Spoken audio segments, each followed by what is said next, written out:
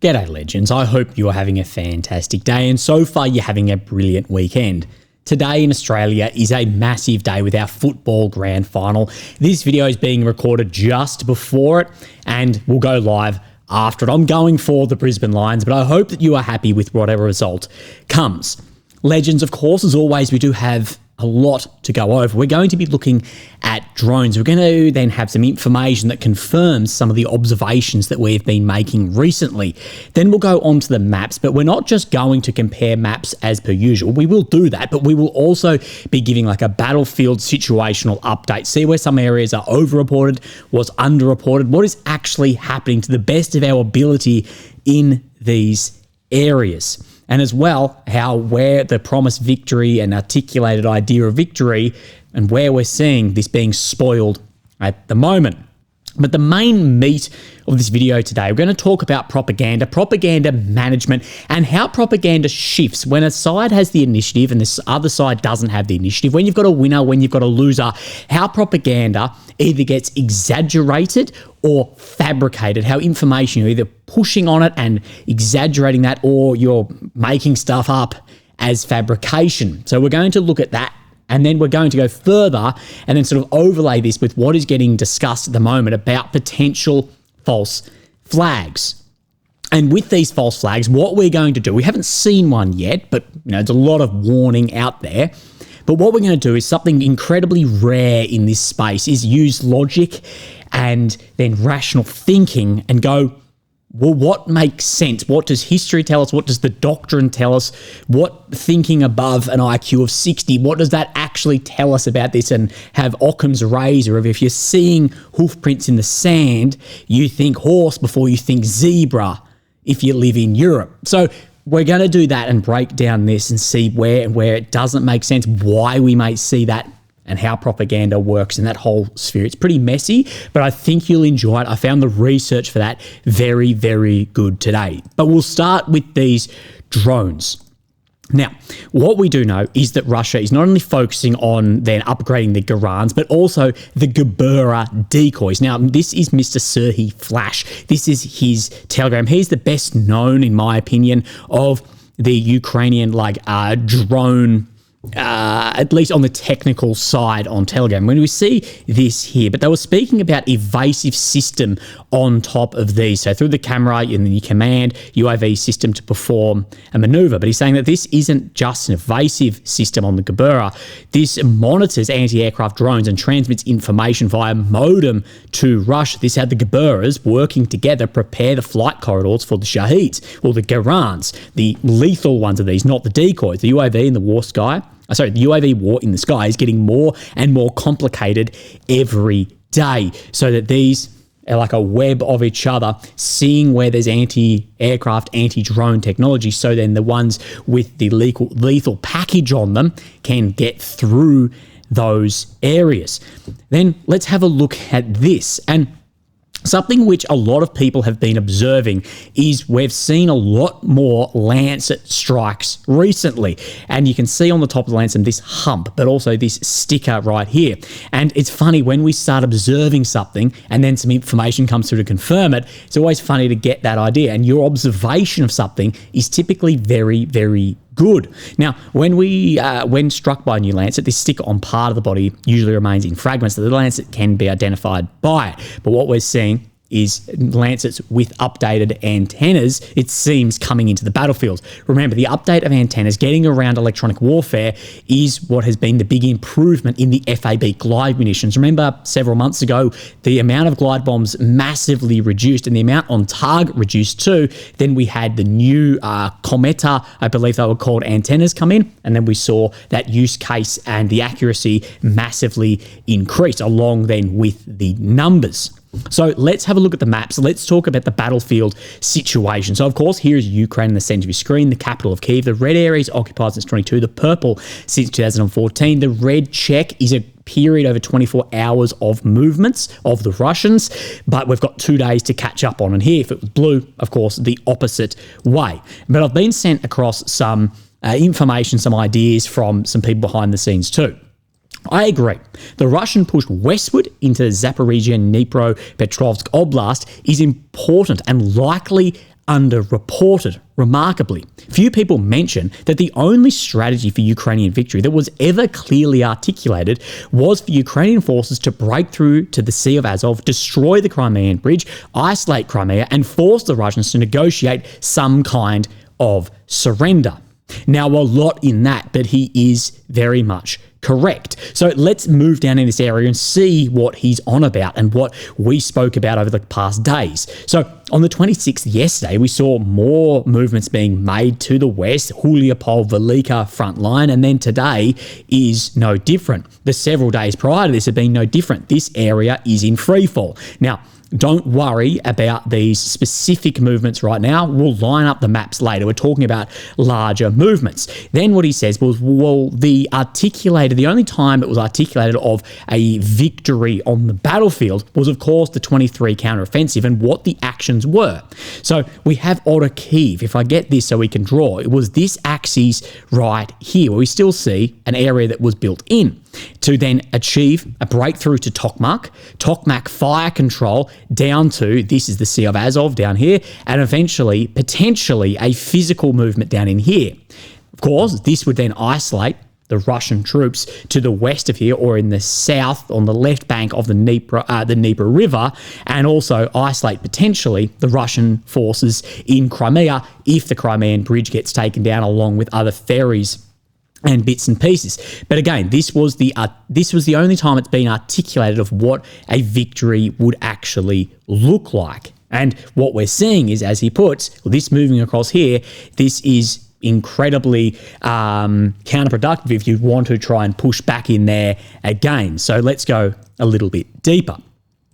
I know that some super geniuses still believe that Ukraine is currently winning the siege of Crimea somehow. And some of the the biggest YouTuber on here at the moment has multiple videos, recent videos, the past weeks, about how the siege of Crimea is all falling apart and literally saying that the Ukrainians will be able to walk in with little resistance.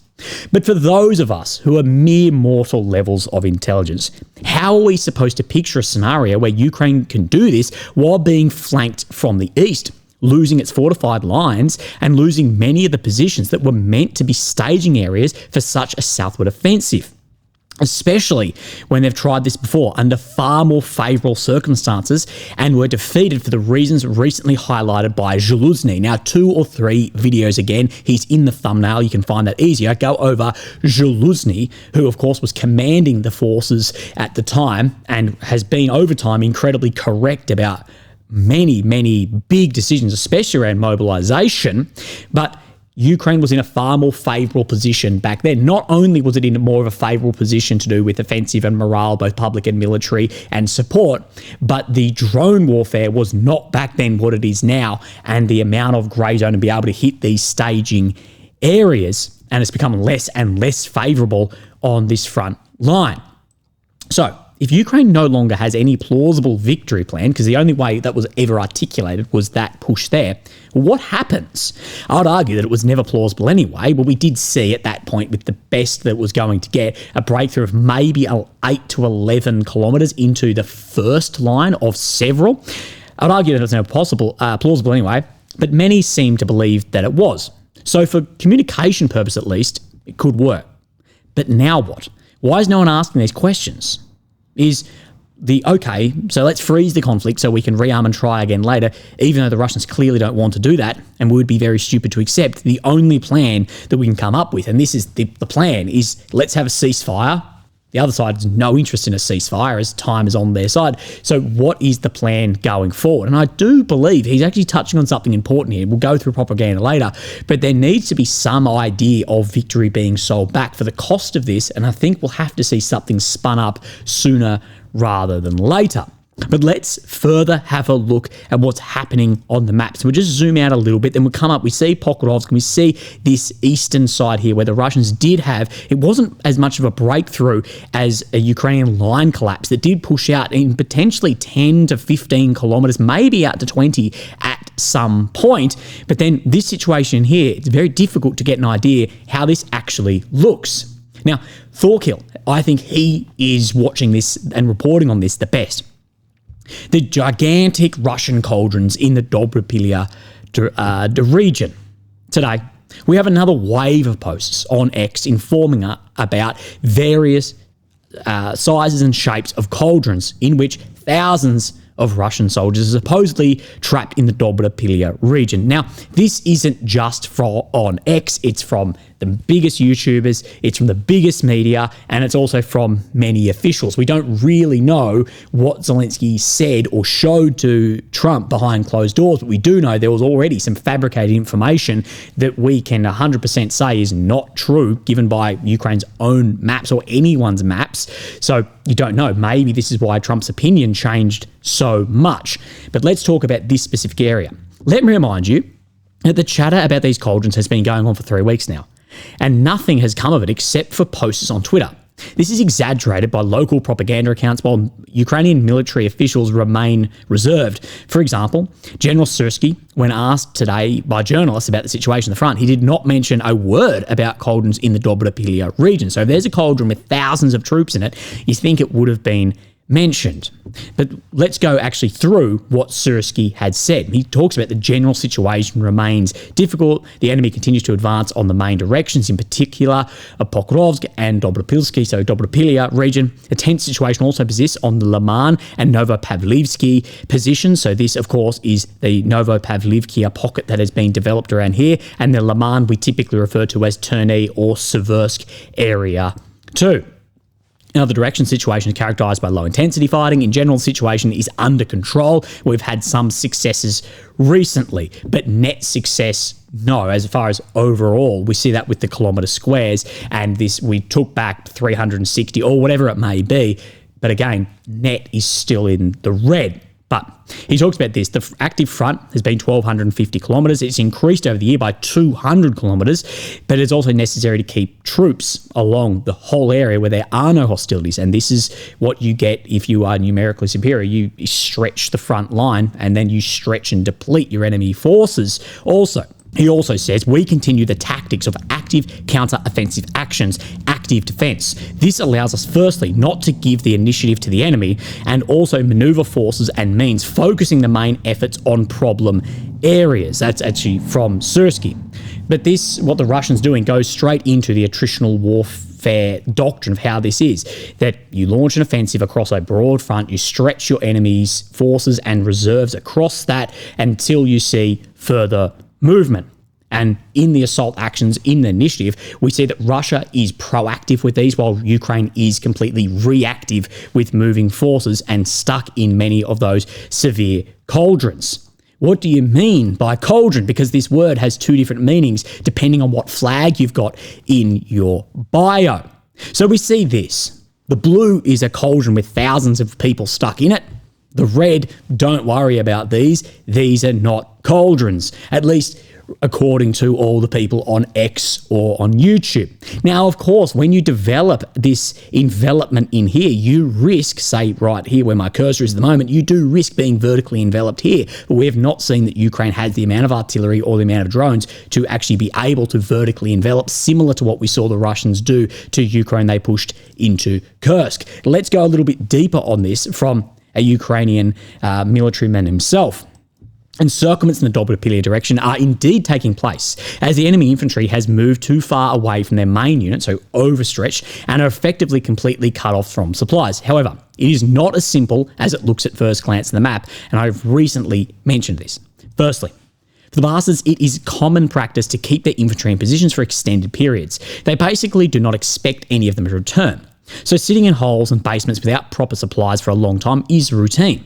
Therefore, nothing drastic has happened to them, and flushing them out will not be easy, but it's only a matter of time. Secondly, in practice, things are not as rosy and victorious as in Telegram posts, and I'm not talking about this situation specifically, but generally about cutting off such salients, because this thin blue strip of territory under our control, which visually cuts off the dig or cuts off where this is pushed out, is not a bunch of tanks, planes, artillery, or battalions, or several lines of trenches. On the contrary, it is a few fighters who with determination stormed and cleared enemy positions and hold certain lines. This is the nature of modern warfare. But also, the way that this could be closed off as well. Therefore, the clearing process will continue for a long time and will definitely not be carried out only by the units that have now cut off the salient and there. Just remember how long the clearing of the aggregate plant in Vovchansk lasted. So the situation remains tense. And if there is some blue cutting off these areas in Kushitiv Yar or maybe in the bottom around Mayak, which I don't believe that has been cut off from any reputable mapper, including Ukraine's own map here, that it's not a battalion sitting in here. It's small, but also on this eastern side, specifically in here, how that can really buffer if the Russians get to the Sofivkia, Druskivkia road, as we explained yesterday.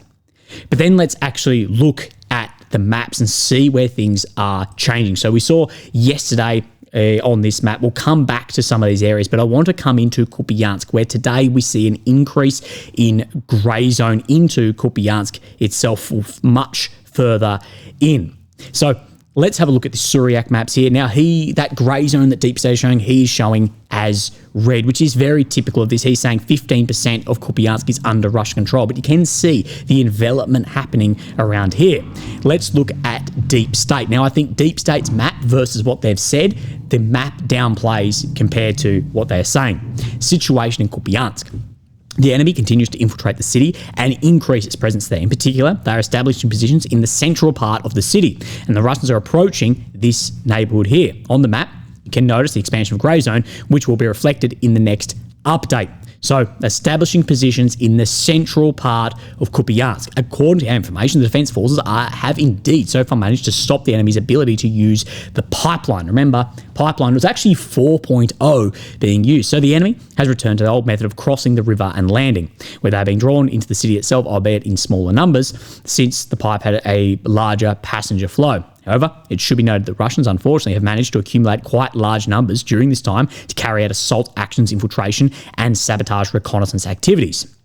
To assist the infantry in the area, especially in the outskirts, drones and mortars are operating, striking positions of Ukrainian fighters, clearing groups, and the enemy continues using civilian clothing to infiltrate the city and very often it conducts reconnaissance activities there to walk around and reserve, assess the situation and distribution of forces, which complicates the process of defending the city and clearing it of enemy infantry. And this is what we know is a little bit like if you see one landmine, well, you're not going to trust anywhere. If there's a couple of DRG elements in here, big problems like all the blue on blues in Pokrovsk, and the drones losing some effectiveness because you don't know exactly what you're hitting there too. But also, mortars are greatly understated, their lethality in a position like this. So Kupyansk, this is growing and deteriorating very quickly, considering the importance and the size of this. Now, let's move our way down into Velika Novosilka, Huliopol frontline. We saw, of course, this yesterday. We see then this today. So this area is moving and relative to other areas is moving very quickly. And what we know is, if I draw them in really poorly, there's a lot of defensive fortified lines that sit below where the primary axis of this is, and the ability to flank around that in line with what the gentleman said in the beginning of this video about what was articulated as the plan of victory. So let's have a look in here. We're looking for Novovnaivka and Uspanivka. This is the main area we're going to be looking at today with the Suryak maps. You see down in this pocket, really on the Uspanivka axis, but then just up a little bit, in the Huliopol axis, up a little bit in the Uspanivka. Let's go to his more recent one. And then we see around Verbove in line with this map. Of course, Suryak shows further to the west in all of these areas. But again, what we can confirm against this is there's definitely movement, and that Kalinivske, that came under control a few days ago, but this lining up with Berestove, Kalinivske area as well, just down in the pocket around Uspanivka and Poltavka too. So absolutely keep an eye on all of this front line that is moving and that is not able to be stabilized at the moment. And a lot of the fortifications and defensive works in there are going to be highly ineffective because they're to protect from a south to north push, and they're coming east to west, or potentially coming north to south on some of that also. So let's move up. We'll talk about Pokrovsk, Minograd, the pocket that has developed in here, but don't call it a cauldron, and that some areas in here has been unclear, but it remains highly dynamic, and that there's a lot of fighting on the Minograd, Novokonomanchny, Lubivkia front. Now, move our way up, and we see then this movement. I can't remember if we saw anything yesterday. No, yes. So turn E, we did see some movement into Chandrilahove, Serezhne. Remember, Surek has been showing this for some time. So has AMK, but we're seeing this come under control. Of course, this is in the Liman front, but not mutually beneficial to this is where the Russians are pushing in the direction of Yampil as well. And this is the Liman, Siversk, the pocket that has developed. But this pocket is all the way from north of Borova all the way down through this forested area into Siversk too. Keep an eye on this area. So we have a couple of updates in here. Firstly, this movement through some of the forest in the direction of Yampil. Again, not perfectly lining up, but we know there's movement there. And then further movement and Derelove coming under control. And Derelove sits just south of Chandrilahove. We zoom in. The Derelove right in here, he's saying has come under control. And Serezhne, where we see this large deep pocket formed all the way to Derelove, has come under control.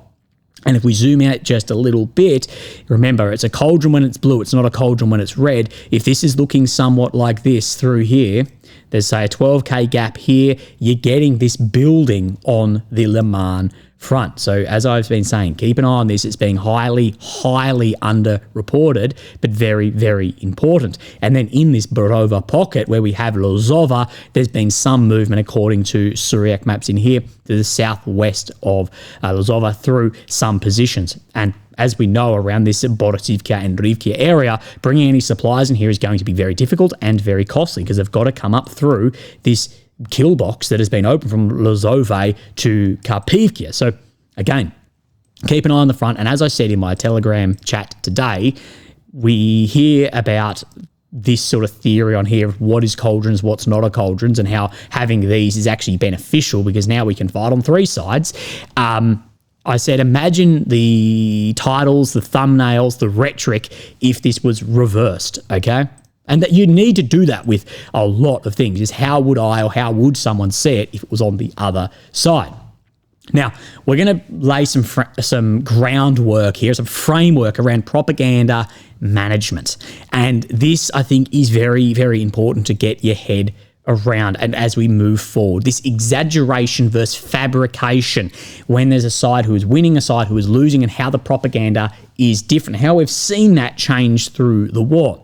Now, a reading list for this is Public Opinion by Walter Lippmann, Propaganda by Edward Bernays. I think these are very important, as well as Edward Herman and Noam Chomsky with Manufacturing Consent. So that's a lot of people ask for a reading list. Go over that. We'll go through some of this today. But incentives, not morality, shape warfare narratives. Expect winners to polish and pad. Expect losers to strategically invent when cornered, or exaggeration or fabrication. Now, again, this is drifts and tends. It's not always, it's not black and white, but this is where it tends to go. So the winning side, they tend to exaggerate. The reality, it tips in their favour. So they stretch, they polish, they pad, they exaggerate rather than invent. You have inflated kill counts, oversell claims of strategic value, optimistic timelines, and downplay costs. But you're exaggerating on this. Coalition management. That leaders need to keep partners and public on board, so they polish outcomes and reframe setbacks as shaping operations, not failures. But you're exaggerating on what you have movement on the front line or political, tactical, strategic. Justification or sacrifice due to the nature of the war in victory, costs can and will be staggering. In any way of war, you're going to have large costs. So inflating achievements or polishing, padding, exaggerating makes the blood and resource allocation appear more worthwhile. But then why do we get on the other side this like fabrication of many things? Well, survival incentives, they start to dominate. when defeat threatens not only regime change, but survival of the state, the leaders, the ideology. However, leaders, media, public forums, public debate, all of this escalates into stories that can either buy time, attract foreign support, or deter the enemy. This is where you start with miracle weapons, imaginary counteroffensives, invented atrocities, all of this. You end up with more fabrication. Also, that your verification collapses, and this is where you can fabricate more. As you're moving rearwards and logistics is being cut and more tight censorship, it limits outside observation, and with fewer independent checks, bigger fabrications face much less immediate exposure. But also, when there is clearly bias in all of the media and all of the independent checks, all of this too, that then incentivizes or increases the ability to fabricate. And morale triage. To prevent desertion and fragmentation, the message must be decisive and hopeful. If facts cannot supply that, invention often will. So if you can't do this through just exaggerating or what is happening, you start fabricating. Bargaining leverage. In negotiations, perceived strength matters. Fabricated, forced levels or phantom reserves can raise the opening price, if only for a short window. So the ability in this to have leverage of, well, we can fight for another 50 years and this is going to happen and this, it can increase that. But the losing side is more likely to risk conducting a false flag. The desperation and survival create stronger incentives to fabricate a new reality than victory does to sustain one, and exaggerate but sustain what is happening for these reasons here. And what am I talking about of this false flag? Well, I'm sure many of you have seen it. But what we do see today is Maria Zakharova, the press department of the Ministry of Foreign Affairs for the Russian Federation. She has spoken about this, but then we're going to go over the Hungarian media outlet that has written a story about this too and critique some of this. But about Kyiv's plans to conduct a false flag operation in Romania and Poland and create a casus belli for war between Russia and NATO. So a justification, a provocation that would lead to war and public support behind this. According to the available information, the Kyiv regime's plan is as follows. Repair several downed or intercepted UAVs, equip them with lethal combat elements, send UAVs into these areas disguised as Russian drones, conduct a disinformation campaign in Europe to blame Moscow for everything, ignite an armed conflict between Russia and Federation and NATO. So getting these drones, sending them in yourselves, disinformation campaign, false flag 101. As the Hungarian journalists write, we'll look at it, the reason for these actions is simple. The armed forces of Ukraine are suffering a crushing defeat. The army's rout is no longer at the tactical level, but is taking on a strategic character. If all this is confirmed, then we must admit never in modern times has Europe been so close to the start of World War III. And yes, we are the closest to having a hot war that we have been in a long time. But as we explained yesterday, the risk versus reward for Russia to conduct further escalation inside Europe through a false flag operation just isn't there. It gives European governments and their citizens further justification to enter the war. The maths simply just doesn't add up. What people are saying is all of this is laying around for Russia to do a false flag event. So then they will... I don't even know what they would be trying to get out of that. Like, we've seen definite probing into NATO, but it doesn't add up. The other way does add up. But of course, you need to look into these can be an intelligence operation of themselves. But I see many saying that Russia's SVR, their Ministry of Foreign Affairs, that they are warning of a Ukrainian false flag. But this is exactly the issue with intelligence or official press releases, is the boy who cried wolf problem. Because many of these releases in and of themselves are an information operation, no one would take it as a real warning, even if it were actually one. So if the SVR came out or the Russian ministry and said, hey, we've picked up that we think there's going to be a false flag, no one believes it and goes the opposite. They believe it's going to be the other way. Now, I'm not suggesting that the FSB and SVR are not very active in Europe. We have a lot of highly suspicious fires, and we have gone over that in depth and how, from some other information we've got, how this is actually operating. But all of these actions are what we've seen. This remains below the threshold that could actually risk an increase of kinetic support for Ukraine. So there may be more political support, there may be some more weapons delivered, but it's not going to be people within the nation go, we need to go to war and have high costs to carry this out. Now, for Ukraine, this is where we're adding just logic and rational thinking to this. For Ukraine, and the Western politicians who have made this war ideologically existential for themselves, escalation makes more sense. It does not make sense for Russia to try and escalate this war and other parties come into it in Europe. It does not make sense to do that. That's the last thing they want. It does make sense for Ukraine, especially now, especially when the US is pulling away economically. The US may send more weapons, but economically, the US is pulling away and the Russian energy is blocked. So who's going to be paying for these weapons and more expensive energy? It's going to be the EU taxpayer. So now that the weight on that taxpayer is increasing, we have politicians who's ideologically existential, all of this, it does make more sense that if we did see an event like this, it'd be highly suspect of going, hey, look, it makes sense to draw other countries in. And just as we went over in yesterday's slides with this, we went over when and why states have this to create that justificational escalation to present the enemy as the aggressor, rallying both domestic and international support. And if you go through these and you were to tick what favours the war in this situation for Russia, what favours the war in this situation for Ukraine, you'd have far more blue and yellow ticks on this than red, white, and blue ticks on this. It just doesn't make the last thing Russia, if the war continues just on its same path, Russia will have more victories. The thing that would change this the most is its outside support. We'll touch on in a sec.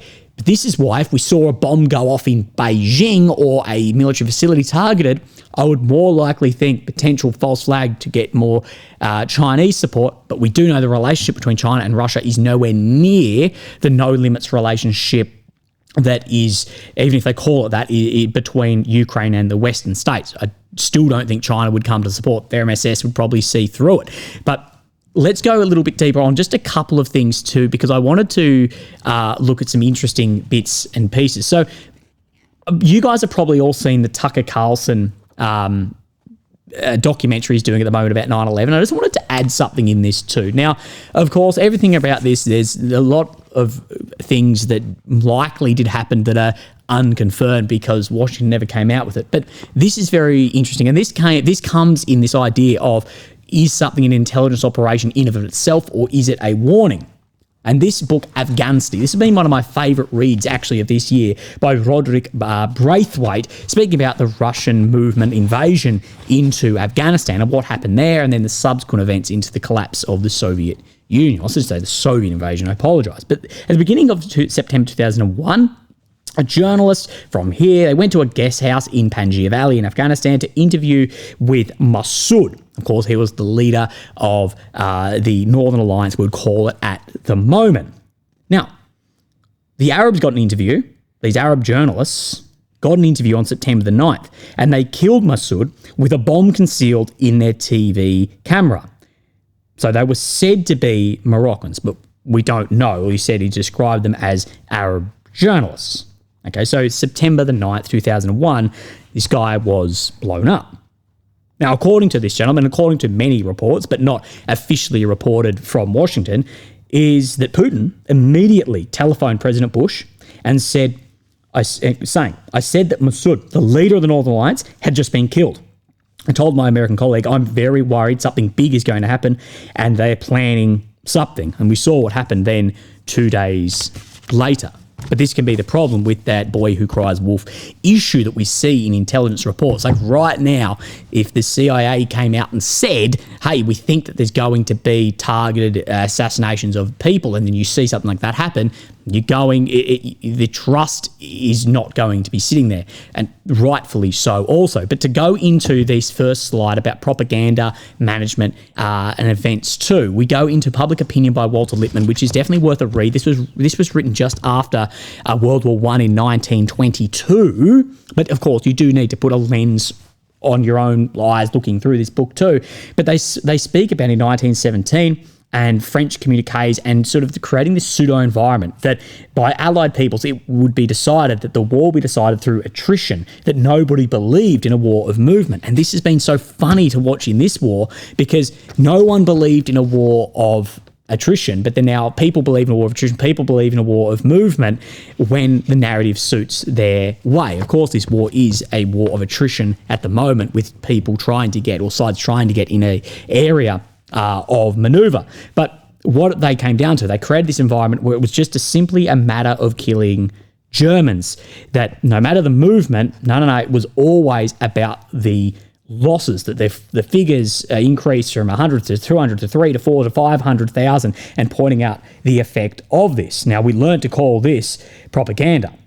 It does say, though, that this is why it was created in this way, because it creates that pseudo environment, this obsession, he calls it, as of this obsession with showing losses, and this was to, quote, neutralize the effects of German territorial advances, and for the public to accept the demoralizing defensive strategy imposed upon the Allied armies. But it was an acceptance of, yes, they're advancing, but at such a cost. And written in 1922, but talking about 1917, I think you may be able to find a lot of overlaps in this. Now, what was the press department of the Ministry of Foreign Affairs of the Russian Federation speaking about? They linked a Hungarian article in this. Now, yes, among many lies in, of course, America between Zelensky and Trump, the one that won was 360 square kilometre Ukrainian territory recapture last month. And even if you rely on data from Ukrainian war correspondent Deep State, this doesn't add up. So they've put together, and they say Ukraine army had a gain of about 30 to 35 to 40 square kilometres, but you can't win a war with lies. Now, Ukraine did make some ground, but that is just talking about, it's not taking the net, like in net, Russia still made hundreds of square kilometres, and they talk about this in here. Selling as a success in gaining territory for Ukraine is quite strange. Few countries in history have been happy that they lost 100, not 125, but only 100 square kilometres of territory in a single operation. And talking about, yeah, there was some made back, but that's ignoring it's created a pseudo environment of making victories on the front. And this is something we spoke about, of how much Kool-Aid is Trump himself drinking in this, because he said this in an interview recently. Bombing the hell out of everything, and they're picking up a very little territory, if any. In fact, they're losing some territory. So speaking about the Russians, in fact, they're losing territory. And yes, they've lost some territory, but for the net of the month, it is still being made.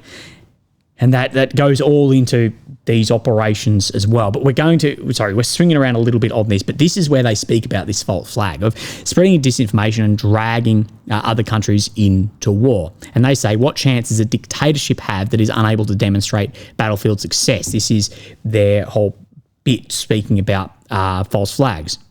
Of course, you need to look through some of the language in this. But if an organisation is on the verge of defeat, be it a tribe, a state, or even just a band of robbers, it does not seek agreement at the end of a conflict, but rather it seeks to widen it, thereby improving its position and dragging others into the fighting. Now, this is more correct than it is incorrect. There are some examples where, no, you don't see to drag others in, and to when defeat is you're on the verge of this. Japan is a good example of this. But yes, many times to try and drag other nations in. And they speak about the drone attack against the Poles, the Estonian airspace violation, which the evidence was a printed photo of Google, and they go over, well, that is this setting the stage for false flags to drag in. And as we have said, by our false flag here, it makes more sense than the other way, and how fabrications of things versus exaggerations are taking place in the propaganda at the moment. Now, they are saying this, they're quoting in here, that the Security Service of Ukraine has organised preparations for the implementation of a plan aimed at discrediting Russia. Ukrainian Special Services and the participation of Ukrainian armed forces are planning attacks and bombings at 2 logistical hubs in Romania and Poland, which are used to transport foreign weapons to Ukraine. This attack will be carried out using either Russian-made drones from the territory of Western Ukraine. After that, the Ukrainian presidential administration tends to organise an information campaign in the Ukrainian foreign media aimed at accusing Moscow of attacks in the territory of NATO countries. For this purpose, previously captured and restored Russian Garants will be equipped with warheads. This is what then Mrs. Akharovkia was referring to in this. But what is it? Is it an intel false flag that is getting prepared? Is this in of itself intelligence operations? Is it Russia probing NATO to see response? Russia's probing of NATO does make sense, and we have seen more of this over the past months as well. But in all of this, there is logic in both. Probing to see a NATO response, especially in the Baltics, it does make sense. Widening the war for Ukraine does make sense. Widening the war for Russia does not make sense. Just like if we suddenly saw a missile or a drone or something target a Chinese facility and there was a campaign saying a Ukrainian drone flew in and targeted this facility, I would be more likely to think this is a Russian false flag creating casus belli for China to give more support to Russia before I'd be thinking it's a Ukrainian drone that is targeted all the way into here. That's more where I'd be sitting on if we saw something like that. And same as right now, like this idea that Russia's going to carry out some big operation in Europe. The whole thinking of this goes, but what is the risk versus reward of that? That's where it doesn't add up. May we see more probing, may we see whatever, yes, but it's going to remain as we've seen with the already probing or the intelligence operations against like factories or facilities, it's going to be small enough to remain below the threshold to, as I've stated in this, where we see that the European public themselves, that they will then accept further losses and much more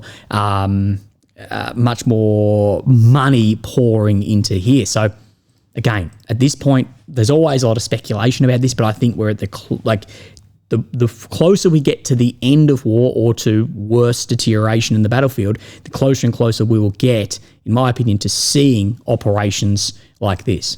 But again, this is something important to walk away with as well, of who is winning tends to exaggerate and who is losing tends to further to fabricate. And we're seeing so much of that at the moment.